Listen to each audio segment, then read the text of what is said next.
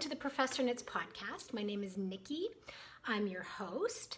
I'm also the Professor Knits on Instagram, so hop on over and follow me and I'll follow you back. And all of the rest of my virtual presence, Facebook, Ravelry, and my website are all Medusa Yarn. medusayarn.com or Medusa Yarn and Fiber. So come check me out on all of the different platforms. I am podcasting today from Knoxville, East Tennessee, where I live, and I am I'm in pretty good spirits today. It's May 7th, and while the quarantine is getting to everybody, the fatigue of being so limited in our movement is setting in, I'm in generally good spirits. My allergies were so bad for almost all of April, and they're finally subsiding. East Tennessee, or the Tennessee River Valley, has pretty much one of the worst pollen rates in the US, if not North America, and I had never suffered from allergies in my life before I moved to East Tennessee. And it's been like, I thought I was dying the first time I experienced the allergies. And so it's been really rough. Most of April was really, really rough. And I'm finally starting to feel better. So I'm in very good spirits. I know I still have to take some Claritin every day, but at least I can hold a conversation without gouging my eyes out because they're so itchy. So yeah, I thought, well, I'll do a little bit of a podcast today. Well, as you can see, I have a finished object that I'm wearing. I have finished my City Limits pullover by Tanis Fiber, and this is a color, black and white photo instead of color. I apologize. I don't have a color printer at home. And I'm really happy with it. It's a little warm right now. It was cool this morning and I had it on when I was out playing with the dog and it was perfect. But now that the sun's out, it's starting to get a little warm. So I might have to do a wardrobe change halfway through, but we'll see. But I'm really happy with it. It is just a basic raglan top-down sweater. And as you can see, I gradiated it instead of doing the fade or the marl. And I'm pretty happy with how accurate I was with the matching the sleeve gradient with the body gradient. And I only ended up with 4 colors. So 1, 2, 3, 4. Yeah, I only ended up with 4 colors, even though I had 5 ready to go. And for those of you who know about this pattern, you will notice that I'm actually wearing it inside out. It's supposed to be worn purl bumps out. That's the way it was designed. And I cannot wear it that way, this sweater that way. So I have it with the stockinette stitch out, which usually is how we do our sweaters, right? And have the purl bumps on the inside. And I really wanted to do it the other way and wear it the way it was intended, but there's 2 reasons why I can't.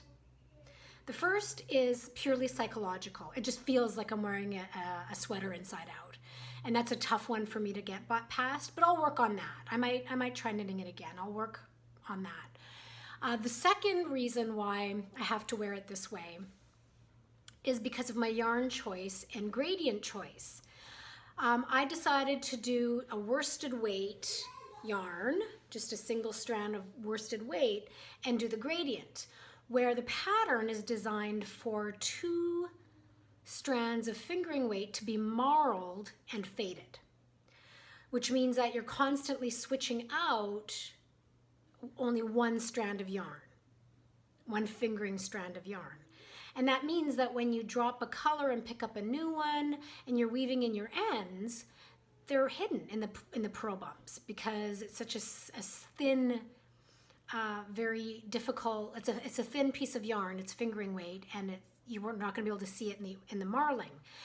Because I did this with a fairly light, especially at the top or the first half, I guess the top half. Because I did this with a worsted weight yarn, when I change colors or if something happened and I have to weave in an end, it's so obvious to me. Like I feel like it screams, look at where I just wove in an end, or look at this spot where I changed colors and had to weave in an end. So I think maybe a lot of it is psychological, but I can also see. And to me, it just feels like I'm wearing a sweater inside out, and it doesn't feel trendy or fashionable or modern to me. So that's my own mistake in terms of my yarn choice. The yarn itself is gorgeous, and the way the gradient turned out, I love. So I'm completely happy with this sweater. It's just that I'm wearing it technically inside out compared to how it's supposed to be worn. So the yarn is my own yarn, medusayarn.com, or Medusa Yarn and Fiber. And it's a pink gradient on my worsted weight base, which is 100% superwash merino. We'll see. But yeah, I really like it. And I love wearing pink. It's one of my all-time favorite colors. I did go through a time where I thought it was unfeminist to wear pink or to like pink or to knit or anything like that. And now I realize it's just so ridiculous. It's just a color, right? We shouldn't allow colors to dictate how we feel about ourselves. But at the same time, they do. And I love wearing pink. I love all colors. So I'm very happy. There is a little bit of an odd fit under the arms. A little bit of extra fabric that I didn't catch in time to change to fit it to my own body. And it's interesting because as I was finishing it up and I realized that there was going to be a little bit too much fabric right at the underarms, I was watching Arne and Carlos, their podcast, and lo and behold, as I was doing this, I'm thinking, oh no, it's not the best fit under the arms. They did a tutorial on why raglan sweaters have problems with fitting top down. Not just raglan, but just a top down knitted garment can have so many problems with fit. So I thought it was kind of interesting that it was very on point. And I was glad I caught that tutorial and realized that it's not just me. I mean, I'm not so technical of a knitter that I can alter patterns very easily. I don't really ever alter a pattern unless I know for sure that what I'm changing is going to work for me. But it made me feel better realizing that this was just not bad knitting. It's what happens with knitting, right? We are all different shapes and sizes, and it's not always going to be perfect. And there's just certain designers that we can trust will fit our body types better than others, and that's not a problem either. What's interesting too is last night I was watching, I'm gonna confess, I have a bit of a non-romantic crush on Arne, from Arne and Carlos. Part of it is because of his aesthetic. He's just like this frazzled looking guy who seems like such a gentle soul, but it's also partly his accent and the way he speaks. He's Norwegian and my grandparents were from Sweden, and the cadence of their accent and just the way he speaks and the way he uses his English words remind me so much of my Murmur, my grandmother, and some of my uncles who were for whom Swedish was their first language, and so they had the accent. By the time my mom came along, they just taught her English, so she doesn't have any Swedish accent. But I kind of have a non-romantic crush on him. And then last night, when I was watching the Fruity Knitting podcast, and they were doing their 100-year anniversary, which is just so fantastic. That's one of my favorite podcasts. And they were talking about who they would want as a host if they couldn't have each other, Andrew and Andrea. And she said Arne, from Arne and Carlos. And I was like, yes, there's something about that man that is just so comfortable and charming. They would make a good pair of podcast hosts, but that would be a really technical podcast. Now, before my battery runs out, I'm going to plug you in. Are you ready? I promise this won't hurt a bit. I'm very happy with the final product. It was an enjoyable knit, and I recommend the pattern. But I would recommend that if you do plan on wearing it the way it's intended, that you do the marling with and fading with 2 strands of fingering weight rather than 1 strand of worsted weight, because you might run into the same problems that I had. All right, so because I was working on this almost exclusively, I don't have a whole lot else to show in terms of finished objects. But speaking of Arne and Carlos, I've been doing their knit along, the quarantine knit along for these squares. And I have a few more done that haven't been blocked, so they're a little curly, but I'll show them since they're here. And I don't remember what any of them are called, but I'll just kind of show you. There's a beautiful blue and brown worsted weight, because I'm doing 2 sets. I'm doing a bunch in worsted weight yarn and a bunch in the DK, and I'm just using up little balls. I'm not opening up any new skeins to do this. So yeah, this is Medusa yarn. Both of these are from medusayarn.com. And I think that's the only worsted weight one. And then I have a few more DK weights. I've got 2. These are also medusayarn.com. The purple and the yellow, which I just love. And then I did another purple and yellow, but this time the yellow is the main color and the purple is the accent color. And it's a different flower. It's a different pattern, but I still just reversed them. So they're completely different, but I just love that color combination of purple and yellow. And then I have another one that I just finished last night that isn't blocked on more DK weight. This one I think was called the Trellis. They'll look even better once I get them blocked and the ends woven in.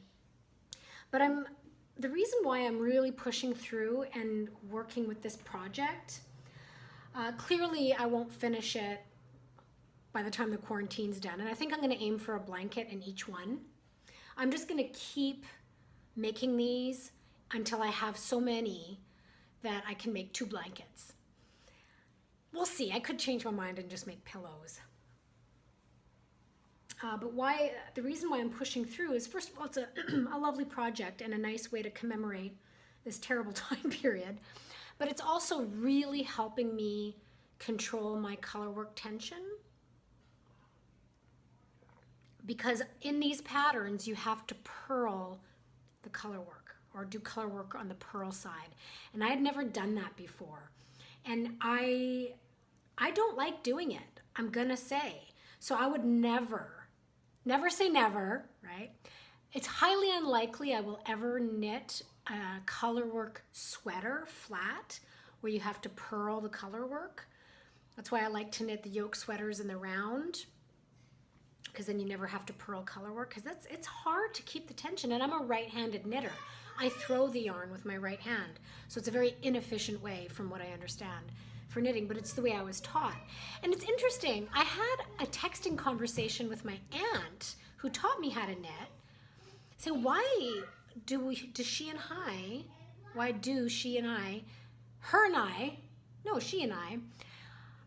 knit with our right hands? We're Swedish. My grandmother, who came here from Sweden, who came to Canada from Sweden, knitted with her left hand in the Scandinavian way. Why do I knit with my right hand? I was kind of annoyed, like I should be knitting with my left hand too. What did you do? And she just said that she was always more comfortable with her right hand, so she taught me, when she taught me how to knit, she just naturally taught me with the right hand. And I'm kind of annoyed, because from what I understand, left-handed knitting is much more efficient and it's much easier to get an even tension. I digress. I feel like I was cheated out of my Swedish knitting heritage. Whatever. And then what's so weird is that I taught my friend Meredith how to knit. So naturally I taught her to knit right-handed. And then I didn't see her for a while. I think it was when I was living in South Dakota or something. I can't remember. And then when I came back and we started knitting together again, I was shocked that she was a left-handed knitter. And I was like, wait, I taught you with your right hand. What are you doing knitting with your left hand? She's like, I don't know. This is how I knit now. I'm like, all these left-handed knitters, I'm so jealous. Maybe I'll try to learn. We'll see. Okay, see what's happening? That's just coffee. I am not drinking any alcohol right now, but I'm kind of getting hot and sort of flustered, so I'm starting to babble, so I apologize. My Vivian pullover by Jennifer Wood has pretty much remained untouched, which is a shame because the weather is getting perfect for something like this. Oh, let me show you the pattern first. This has been on the needles for a couple of weeks now. And it's a gorgeous, gorgeous sleeveless pullover called the Vivian. And it calls for Shibui staccato, which is what I have, which is what I'm knitting it on, in the blueprint colorway. Now I don't even think I've knitted literally one round since I cast this on, because this was just so easy. And it's not that this is a hard design, it's just that I'm at the part under the chest area, but before the lace pattern, where it's a ribbing, so there's purling and knitting on both, like all the way around, because it's knitting around. So that combination of purling and knitting, it's not hard, but I just don't like doing it. Even though the finished result is going to be beautiful, it's just not something that I can just sit and zone out while I knit the way I could with this. Anyway, I'm knitting this a little bit on a size, with a larger gauge, on a larger size needle, just to give it a little bit more drape. And yeah, I really need to get to this because I really, really want to wear it before it gets too hot here in East Tennessee. And I know that also means that I haven't yet cast on my other my other Jennifer Wood project that I thought for sure I'd have almost finished by now, but I haven't even cast it on. And that is the Corinne pullover, which I cannot wait to knit. I bought the yarn for it. I bought the Pashmina by Madeline Tosh, which has cashmere and silk in it, and wool. 75 superwash merino, 15% silk, 10% cashmere, and I got it in the poison colorway, not the tart. That's what's pictured here. And I'm hoping to get that cast on soon. But I am also, maybe it's spring cleaning mode for me, but I am kind of in the mood to clean up a lot of whips. And I pulled out a Stephen West pattern that I started at least over a year ago. It's been a year. Called the Marled Magic Sweater. Again, I don't have a color printer. And this is, in previous episodes I've talked about my beliefs and thoughts and opinions about Stephen West and how they were a work in progress, and I've come around and now I'm a convert. But I'm still not, I'm not going to knit everything he designs. A lot of people will because they just love him, and I love the creativity.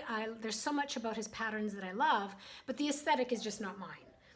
So I'm not going to knit up everything he makes. A lot of his shawls are just amazing, but I know I will not wear them. They're either too big or too colorful or just too much, right? Even a toned down version I probably wouldn't wear. But they're stunningly gorgeous. So I saw a woman wearing this pattern at SAF when I vended there 2 years ago in 2018. And her color choice was just amazing, and I thought it looked so nice and classy on her and very feminine, and she was a redhead, and it was all these greens, and she was very slim with pale skin. She was just like the poster board for wearing somebody's pattern. Like, she was the perfect model to show off a pattern. And she told me, and I complimented her, and she told me it was Stephen West's Marled Magic Sweater. And so I decided to cast it on, but I decided just to use scraps. All the scraps that I have, old balls of yarn that are unfinished balls from other projects. And I started knitting it, So you just start knitting up these sections, right? And you're knitting them in all sorts of different directions with different stitches, whether it's seed stitch or brioche or straight up garter, and you're marling it. So you're holding one strand of fingering weight yarn and one strand of lace weight. I have some of my own Medusa yarn lace weight that I had 1 or 2 skeins left over from a fiber festival, and I'm using this. It's this beautiful peachy color, and just scrap yarn, just tons of scrap yarn. But this lace weight is making the biggest appearance because I have so much of it. And so it has this naturally pinkish, purplish tinge to the whole thing. And right now I'm working on a section that I'm really enjoying. It's just a striping garter stitch back and forth. And I don't know, there's just something about the way this section is knitting up that I just love. Love, love, love. I think I might need to make myself a garter stitch sweater. Not a reversed stockinette, but an actual garter stitch sweater. Anyhow, this, I can tell already that so I like it. I just picked it up again last night. It's easy knitting. It's only really ever, sometimes you have to do some brioche, but for the most part, it's pretty straightforward garter stitch. And brioche is not that hard. It's not scary. It's not as scary as you'd think it would be. And I really, really like it. But again, I look at it, I think I'm never gonna wear this out in public. It's just kind of crazy looking.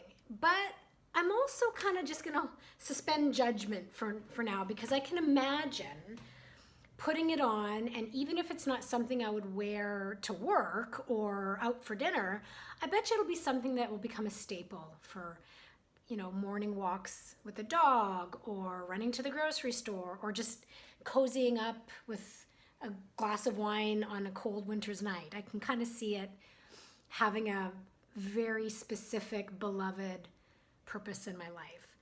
And I guess that's why he's such a beloved designer. You really get that sense of how you're going to use it even before it's finished, and even before I'm even sure if I'm going to like it. It's very bizarre. Very, very bizarre. And I have met Stephen West, and he's an adorable human being. He is so generous and kind and extremely talented. So I don't want any of this to sound like I don't like his design. I just have my own opinions about what I want to wear. Yeah, so I picked that up again last night, and I really, really hope to finish it soon, because I have so much scrap yarn, leftover balls that are, some as many as 75 grams and some as little as 10 grams or even less. So all the fingering weight scraps are going into this project, and all of my DK and worsted weight are going into the Arne and Carlos quarantine project. So I'm kind of in the spring cleaning mode where I want to get all this stuff just knitted up and gone. I've never kept a big stash. Even though I have my own yarn company and I've always got Medusa yarn, I try not to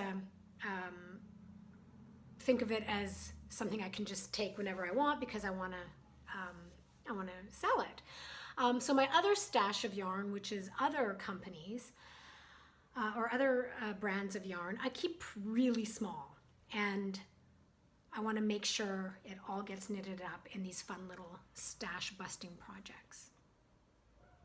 So that's it for knitting. I am going to quickly mention some dyeing that I did, but I've already posted a video about it. I decided to do a how to dye fiber video.